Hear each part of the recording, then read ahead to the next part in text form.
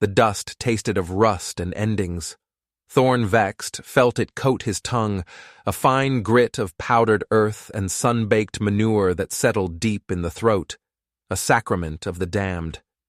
7 years he'd worn solitude like a shroud, the silence of his ranch a penance for the silence of the river that had swallowed his son.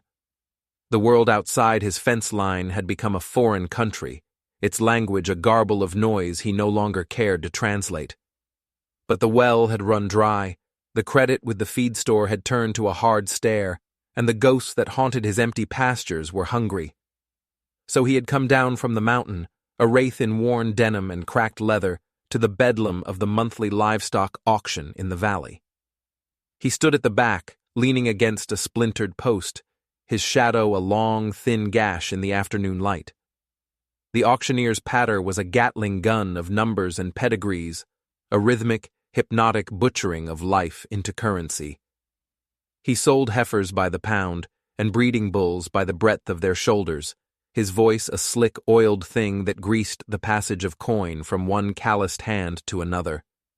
Men in sweat-stained hats nodded, twitched a finger, raised a brow, their faces grim and impassive as they bartered in the flesh of beasts. Thorn watched, but he did not see. He was listening to the river, the ceaseless, murmuring thief that had taken Liam, a boy of 9 with hair the color of sun-cured hay and a laugh that could startle birds from the trees. The water had not roared, it had whispered, a soft, silken invitation, and Liam, ever the adventurer, had answered. Thorn had been 50 yards away, mending a fence, the sound of his hammer a metronome, marking the last seconds of his life as he had known it. He didn't need another head of cattle. He needed to feel the weight of something living under his hand, something that was not a memory.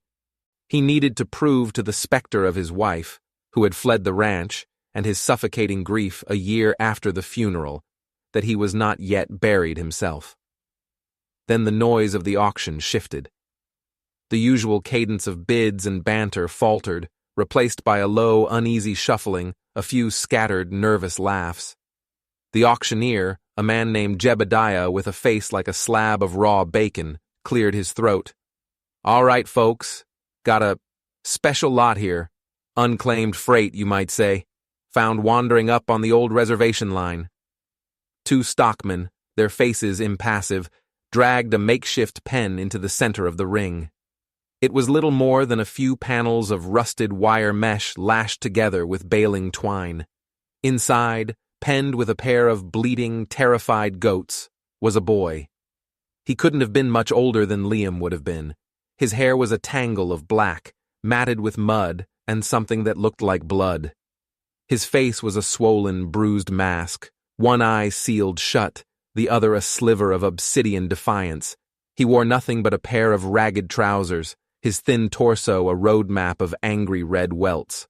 A rope, thick and chafing, was tied around one wrist, the other end staked to a post in the pen's corner. He did not cry out or struggle. He stood with a stillness that was more profound than any sound, a silence that seemed to absorb the nervous energy of the crowd and render it inert. He was mute, not just quiet. The silence was a presence, a force emanating from him, a shield forged in some unspeakable fire. "What the hell is this, Jebediah?" a voice called from the crowd. Jebediah mopped his brow with a red handkerchief. "Sheriff says he's got no people, no name. Doesn't speak a lick of English or anything else for that matter. Found him near the quarry, just standing there." He tried for a folksy grin, but it was a gruesome thing.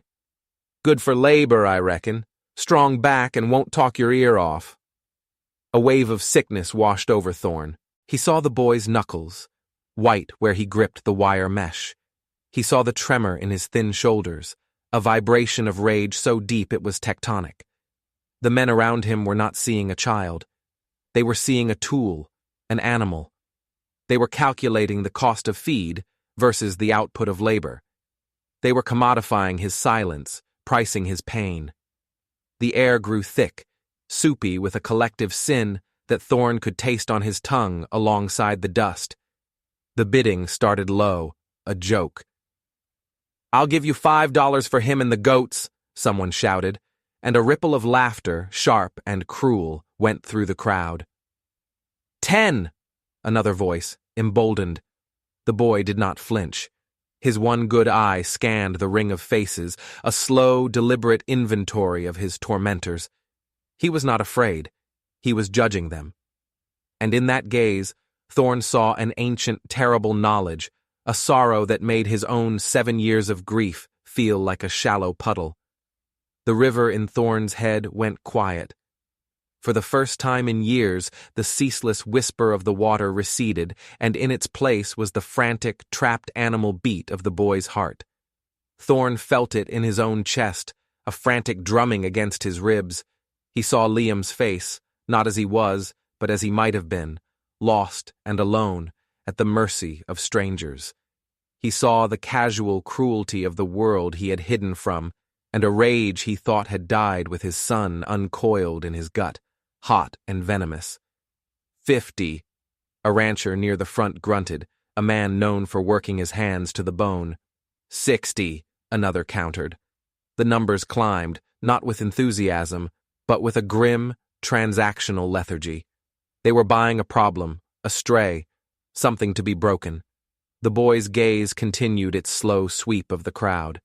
It passed over Thorn without a flicker of recognition, a look of profound and absolute emptiness. And in that emptiness, Thorn vexed felt a hook sink deep into his soul. It was not pity. It was not charity. It was a recognition, a resonance of two silences, one born of loss, the other of a trauma he could not begin to imagine. He could not save the boy. He could not heal him. He could not even speak to him. But he could not let him be ground into dust by these men. The bidding had stalled at $110. Jebediah was trying to work the crowd, his voice losing its slickness, becoming strained. 110, folks. A strong boy, a hard worker. Won't give you no backtalk. 110, going once. Thorn did not realize he was moving until he found himself pushing past the men in front of him, the smell of their sweat and cheap whiskey acrid in his nostrils. He did not raise his hand. He did not shout a number. He walked to the edge of the ring, his boots silent in the thick dust, and he looked at Jebediah. The auctioneer's mouth hung open, mid-patter. The crowd went still. Thorn vexed had not spoken a word to most of these men in 7 years.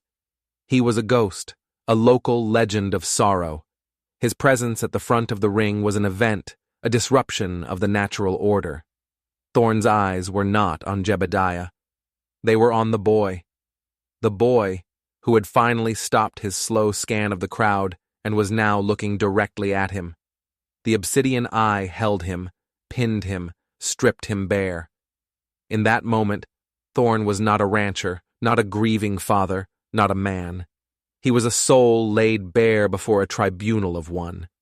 He drew a breath, the first clean breath he had taken all day, and it felt like swallowing fire.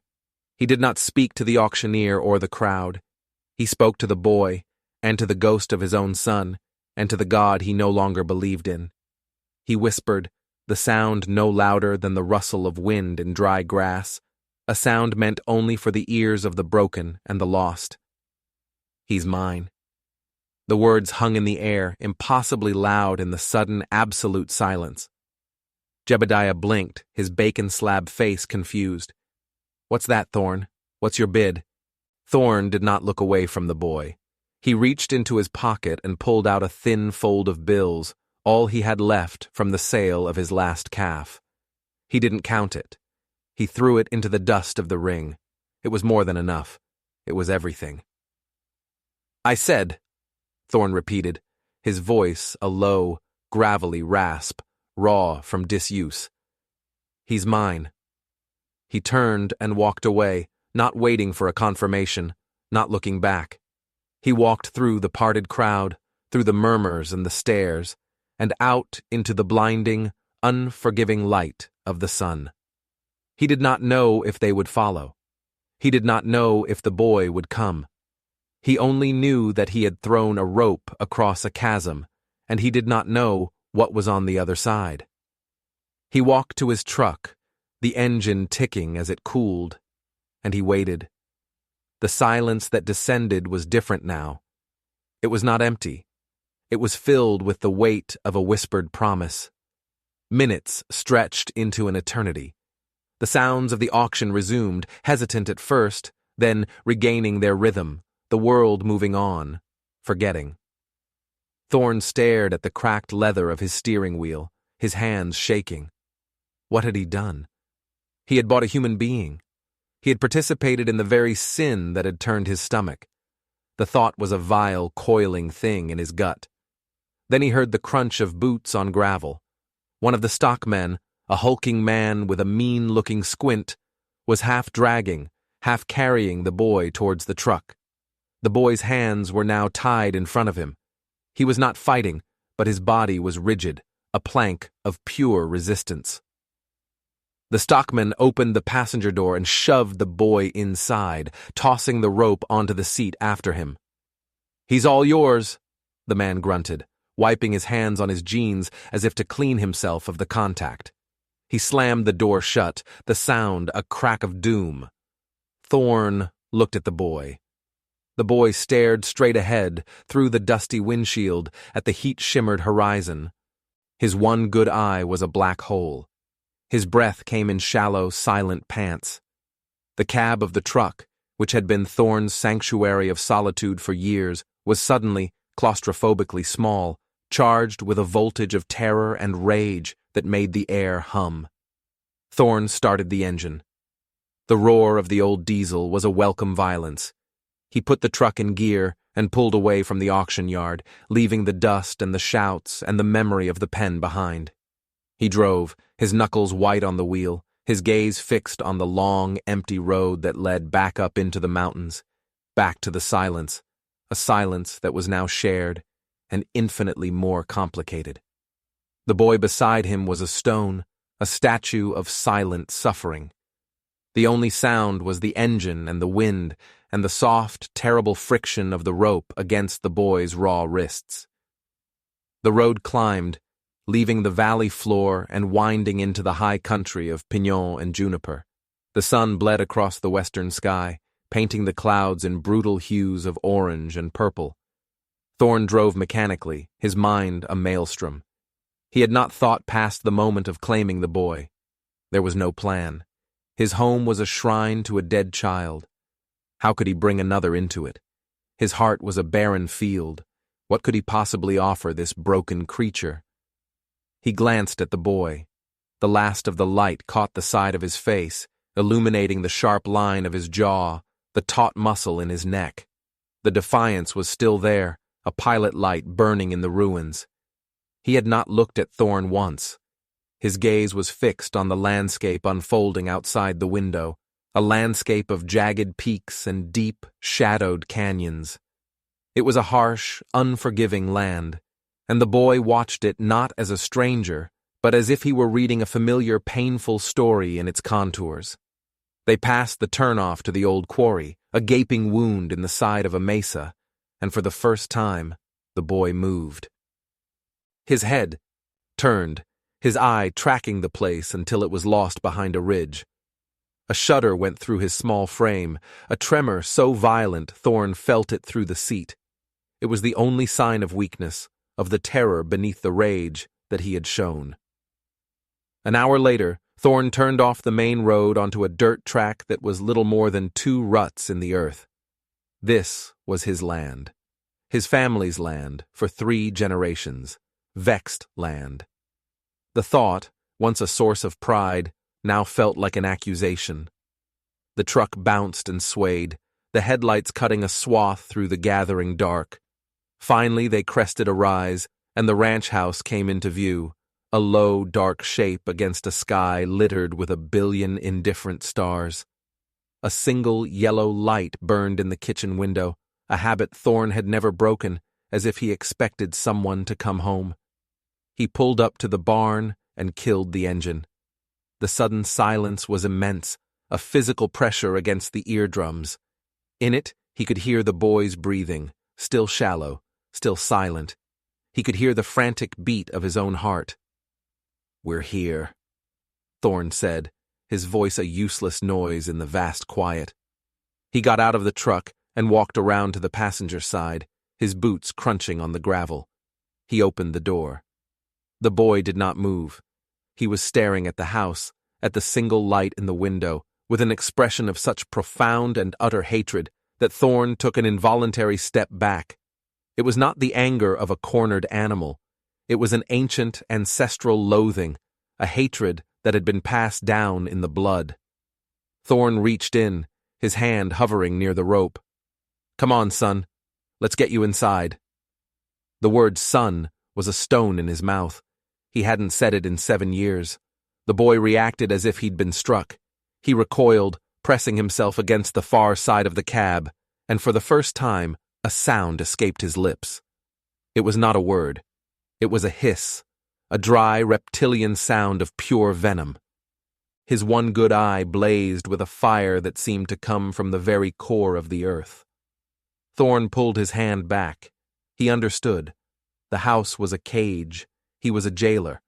He looked from the boy's burning gaze to the dark, silent house, and for the first time, he saw it as the boy must see it, a monument to his captors, a tomb.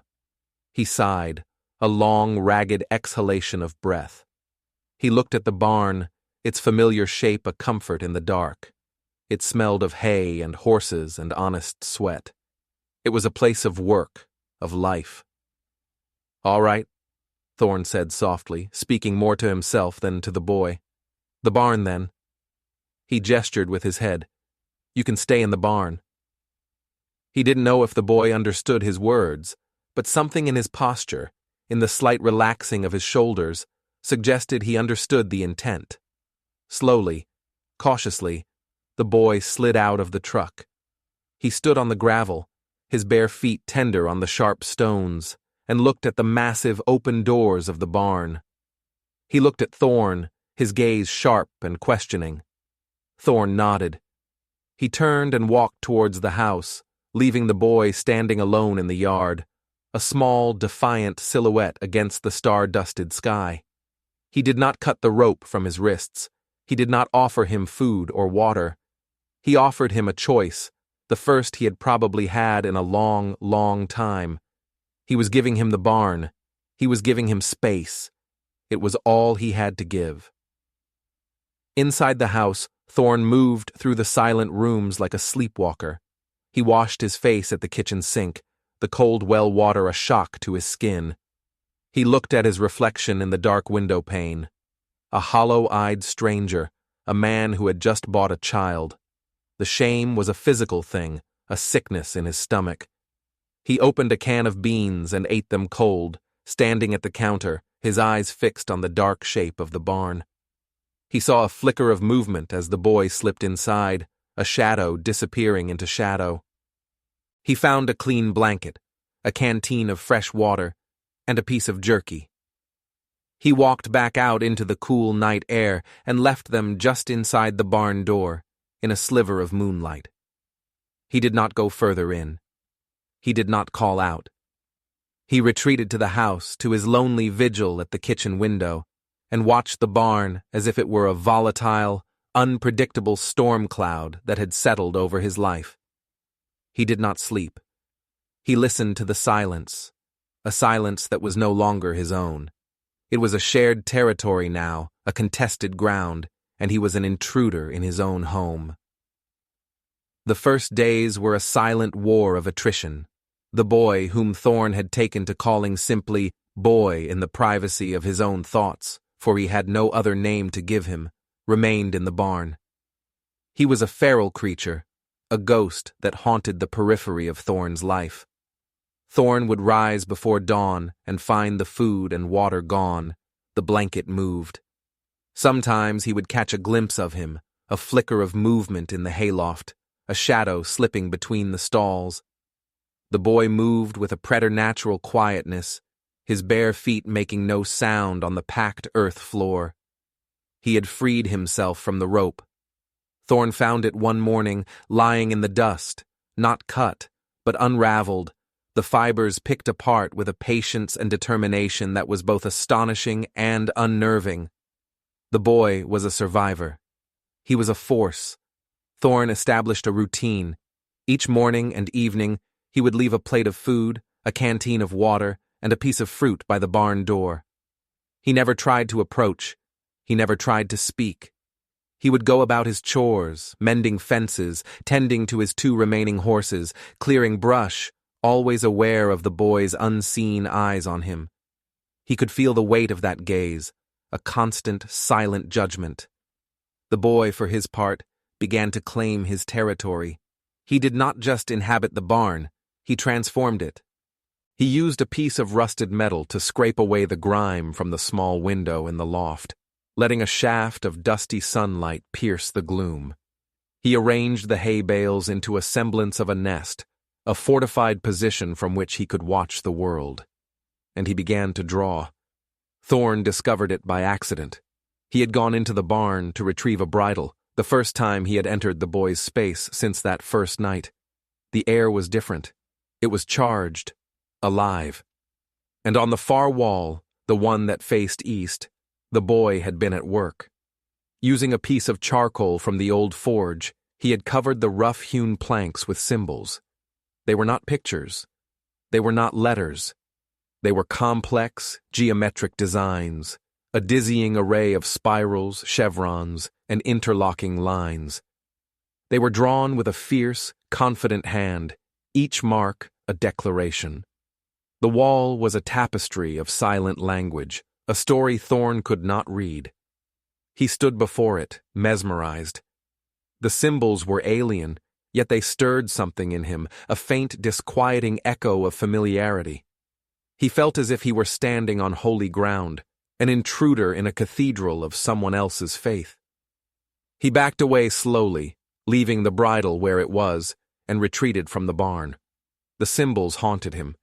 They were in his mind's eye as he ate his solitary dinner, as he stared into the fire. They were a language he could not comprehend, but he understood their meaning. I am here. This is my place. I am not nothing. The boy grew bolder. He began to venture out of the barn during the day, always keeping his distance, a small, watchful figure on the edge of Thorn's world. He moved with an uncanny grace, a knowledge of the land that Thorn, who had lived here his entire life, did not possess. He would disappear into the scrubby hills behind the ranch for hours, and return with his hands full of roots and berries Thorn did not recognize. He found a small spring Thorn had never known existed, a trickle of clear, cold water bubbling up from beneath a cluster of rocks. He was not just surviving on the land, he was communing with it. The land was speaking to him, and he was listening. One afternoon, Thorn was repairing a section of fence on the far western edge of his property, a place he rarely visited. It was a desolate spot, a windswept ridge littered with massive, weathered stones that jutted from the earth like broken teeth. His father had always said they were just rocks, but his grandfather, in a rare moment of drunken candor, had called it the Indian graveyard. It was a place Thorn avoided. It was too close to the river. It was where he and Liam had sometimes come to skip stones, back in the life before. He was stretching a new line of wire when he saw it. Carved into the largest of the stones, weathered by centuries of wind and rain, was a symbol, a spiral, surrounded by a series of radiating lines. It was faded, almost lost to the rock, but it was unmistakable. He dropped his tools and walked closer, his heart hammering against his ribs. He ran his fingers over the rough, incised lines. It was one of the boy's symbols. He looked around, a sudden prickling fear on his skin. He scanned the other stones. There were more. A chevron pattern on a flat-topped boulder, a series of interlocking circles on another. They were faint, ancient, but they were there. The barn wall was not a random collection of drawings. It was a scripture, and it belonged here. A cold dread, heavy and profound, settled over Thorn. This was not his land. He was a trespasser, a squatter. His deed, the piece of paper in a lockbox in his desk that proved his ownership, was a lie. It was a bill of sale for a stolen artifact. His great-grandfather had not homesteaded this land. He had taken it. The stories he'd been told of hardship and honest toil were a whitewash over a history of blood and displacement. And the boy was not a stray. He was a key. He was a ghost of that history, come back to reclaim his inheritance. The quarry where they had found him, the land his family had sold to the mining company 50 years ago, was part of it. The standing stones, the symbols, the boy's silent, knowing gaze. It was all one story, a story that had been waiting for him to read it. He stumbled back to the house, his mind reeling. The world had tilted on its axis. His grief for his son, which had been the center of his universe, suddenly seemed small, a personal sorrow in the face of a vast generational crime. He looked at his hands, the calloused, scarred hands of a rancher. They were his great-grandfather's hands. They were the hands that had signed the papers, that had built the fences, that had erased a people. That night, the boy did something different. He did not stay in the barn. As dusk settled, Thorn saw him walk from the barn, not towards the hills, but towards the house. He carried a bundle of sticks in his arms. He stopped in the middle of the yard, halfway between the barn and the porch, in the contested ground, and he began to build a fire. He did not build it like a cowboy, for warmth or for cooking. He built it like a priest. He laid the sticks in a precise, deliberate pattern, on a mirror of one of the symbols on the barn wall. He used a piece of flint he must have found in the hills to strike a spark, nursing the fledgling flame with dried grasses and his own breath. Thorn stood on the porch, his hand on the doorframe, his knuckles white. This was a new phase of the war. This was a challenge. A fire in the yard was a claim, a beacon. It was a declaration of presence that could not be ignored. The flames grew, licking at the twilight sky. The boy sat before it, cross-legged, his back straight, a small, unmovable silhouette against the dancing light. He was not looking at the fire. He was looking at the house. He was looking at Thorn. And in the flickering firelight, his face was transformed. The bruises and the swelling were shadows, and what emerged was a face of impossible age and wisdom. His one good eye held Thorn's, and for the first time, it was not filled with hatred. It was filled with a terrible, profound sadness. It was an invitation. Thorn's first instinct was to shout, to tell him to put it out, to reassert the order of his world. But the word died in his throat. He could not. The fire was a sacred thing. It was a voice. The boy had been silent for so long, and now he was speaking, not with his mouth, but with the primal language of light and heat. Thorn stepped off the porch. He walked slowly, hesitantly, into the circle of light cast by the fire. He did not approach the boy. He sat on the ground, on the other side of the flames, mirroring him. The heat of the fire was a living thing between them, a barrier and a bridge. They sat in silence for a long time, the only sound the crackle and hiss of the burning wood. The stars emerged, cold and distant. The fire was their universe, a pocket of warmth and light in the vast, empty dark. Then the boy began to move. He picked up a long, thin stick, its end glowing with a red ember. He began to draw in the air, the ember leaving a fleeting, incandescent trail in the darkness. He drew the symbols, the spiral, the chevron, the interlocking circles. He drew them not as static images, but as a flowing, continuous narrative. The spiral became a whirlwind, a story of creation. The chevron became a mountain range, a journey. The circles became a community, a family, a tribe. He was telling the story, his story, the story of his people. Thorn watched, transfixed. The embers danced in the air, a language of fire and shadow. He saw figures emerge from the lines of light, men hunting deer with bows, women weaving baskets, children playing by a river. A river. The image sent a spear of ice through Thorn's heart. He saw the river change. He saw new men arrive, men with pale faces and guns. He saw fences go up, trees fall down. He saw the figures of the people fade, driven back, disappearing into the hills, their faces etched with a sorrow that was a physical blow. The boy's movements became more frantic. He drew a picture of the standing stones, and then a picture of the quarry, a great black wound in the earth. He drew a picture of a family, a man, a woman, a small boy. His family. He drew them running, hiding. He drew the man falling. He drew the woman being taken away. He drew himself, alone, standing by the quarry's edge. The stick in his hand crumbled to ash. He dropped it.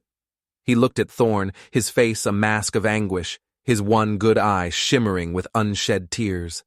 And then he did the last thing Thorn ever expected.